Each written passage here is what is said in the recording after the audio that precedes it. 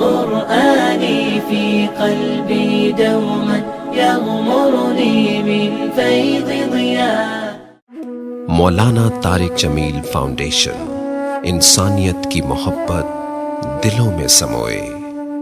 اس رمضان المبارک MTJ foundation پھر سے چاہتی ہے آپ کا بھرپور ساتھ، کیونکہ تعلیم سے دور، اپنی چھت سے محروم، صحت کے مسائل سے دوچار اور سیلاب اور زلزلوں کی تباہ کاریوں کا شکار لاکھوں افراد کی زندگی آپ کی زکوٰۃ سے بدل سکتی ہے.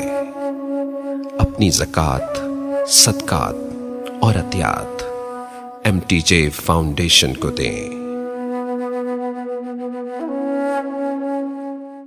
رمضان کو رمضان کہتے بھی اسی لیے ہیں. رمضان کا مطلب ہوتا ہے رمض یرمز، اونٹ کے پاؤں کا جلنا. اونٹ کے چھوٹے بچے کے پاؤں کے جلنے کو کہتے ہیں رمض الفصال. تو رمضان میں جلنے کا معنی کیا کی حکمت کیا ہے؟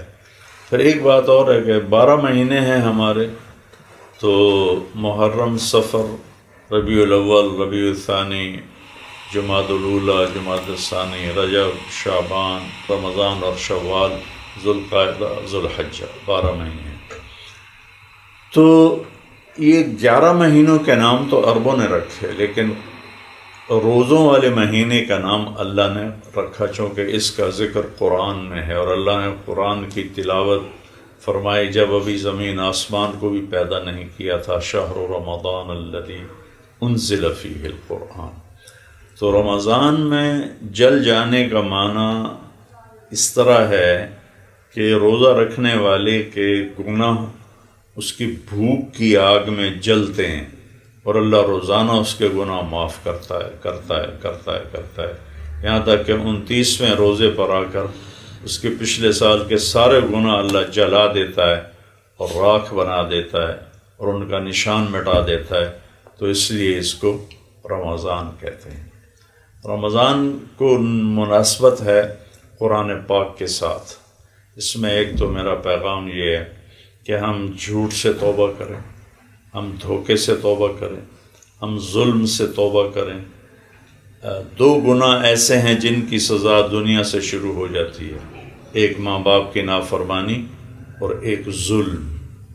2 گناہ ایسے ہیں جن کی سزا دنیا سے شروع ہو جاتی ہے اور آگے تک چلتی رہتی ہے، ایک ماں باپ کی نافرمانی اور دوسرا ظلم. تو ہم سچ بولیں اور دیانتداری سے اپنے زندگی کا کردار کو نبھائیں اور انصاف کریں، ظلم سے بچیں، زیادتی سے بچیں. ہماری عدالتوں میں 70-80% جو کیس ہیں وہ سب جھوٹے ہیں، سب جھوٹی FIR ہیں. تو کیا اللہ کے سامنے ہم نے جانا نہیں ہے؟ وہاں کیسے اس کو ہم جسٹیفائی کریں گے؟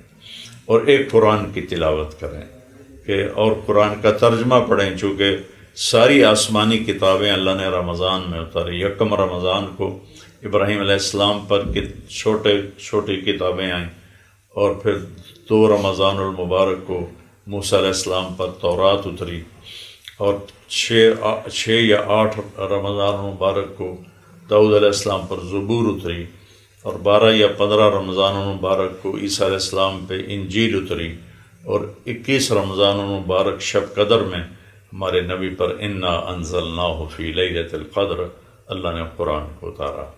مادی فائدہ اللہ نے رکھا ہے، وہ جسم کی ڈرائی کلیننگ ہے کہ سارا سال ہم ہر وقت کھاتے ہیں، ہر شے کھاتے ہیں، تو جسم میں فاسد مادے جمع ہو جاتے ہیں، غلط چیزیں اکٹھی ہو جاتی ہیں، غلط قسم کی فیٹ جمع ہو جاتی ہے، غلط قسم کے چیزیں ڈیولپ ہو جاتی ہیں.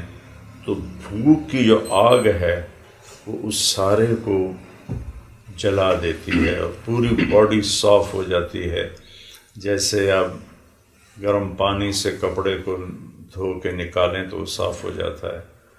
تو اس سے ایک مادی فائدہ بھی مقصود ہے کہ نہ افطاری میں ایسا کھول کے کھائے آدمی ہاتھ کو، اور نہ سحری میں ایسا پیٹ بھر کے کھائے کہ اسے بھوک ہی نہ لگے.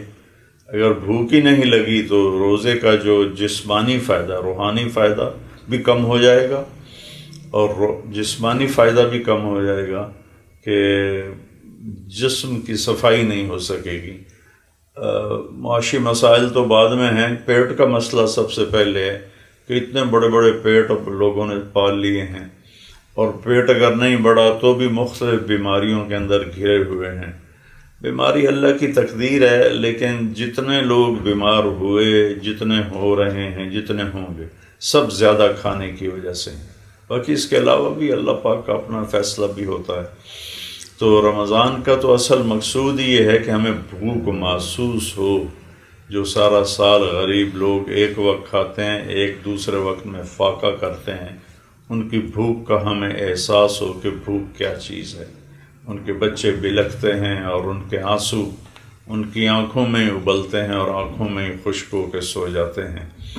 ان بچوں کا ہمیں احساس ہو۔ یہ اسی وقت ہوگا جب ہماری افطاری بھی سادہ ہوگی اور سحری بھی سادہ ہوگی۔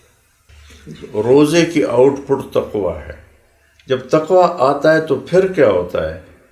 پھر اللہ کہتا ہے من یتق اللہ یجعل لہ مخرج ویرزقہ من حیث لا یحتسب۔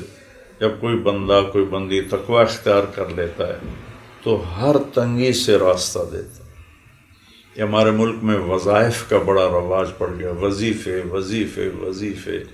میرے نبی ایسے نہیں بتایا کرتے تھے، یہ ہمارے یہاں کا ماحول بن گیا ہے کہ لوگ وظیفوں کے پیچھے پڑے ہوئے ہیں اور لمبے لمبے کوئی وظیفے بتانے والے بنے بیٹھے ہوئے ہیں کہ یہ وظیفہ اس کے لیے، یہ وظیفہ اس کے لیے۔ میرے اللہ نے ایک وظیفہ بتا کر تقویٰ اختیار کر لو، ہر تنگی سے راستہ دے دوں گا اور وہاں سے رزق دوں گا جہاں سے وہم و گمان بھی نہیں۔ اور اس کے ساتھ جڑتی ہوئی بات بتا دوں، جو کہ آج کل معاشی مسائل سب کو درپیش ہیں، تو اس کے لیے لوگ کوئی تعویذ لے رہا ہے، کوئی وظیفے پوچھ رہا ہے، کوئی کچھ کر رہا ہے، کوئی ہانڈیاں چڑھا رہا ہے۔ تو اللہ کے نبی سے ایک شخص نے آ کے پوچھا، یا رسول اللہ، روزی کی تنگی ہے، کوئی عمل بتا دیں۔ اريد ان يوسع علی رزقی، کوئی روزی کی تنگی ہے، وظیفہ بتا دیں۔ تو آپ نے کیا فرمایا؟ ادم علی الطہارہ یوسع علیک رزقک۔ آپ نے کہا میرے پیارے، تو باوضو رہا کر، تیرا رزق اللہ بڑھا دے گا۔ باوضو رہنا اتنا خوبصورت عمل ہے، جب ایک دفعہ آپ کو اس کی عادت پڑ جائے گی تو آپ وضو کے بغیر بے چین ہو جائیں گے، آپ کو چین نہیں آئے گا جب تک آپ وضو نہ کر لیں۔ اور ایک دفعہ شیطان آپ کی خدمت میں حاضر ہوا، آپ نے فرمایا بھائی ایک بات تو بتا، تیرے دشمن کتنے ہیں؟ کہنے لگا جی 15 دشمن ہیں میرے۔ تو آپ نے پوچھا کون کون سے ہیں؟ کہا پہلا نمبر تو آپ کا ہے، کہا آپ میرے سب سے بڑے دشمن ہیں۔ پھر اس نے گنوائے، میں وہ سارے نہیں، لمبی بات ہو جائے گی۔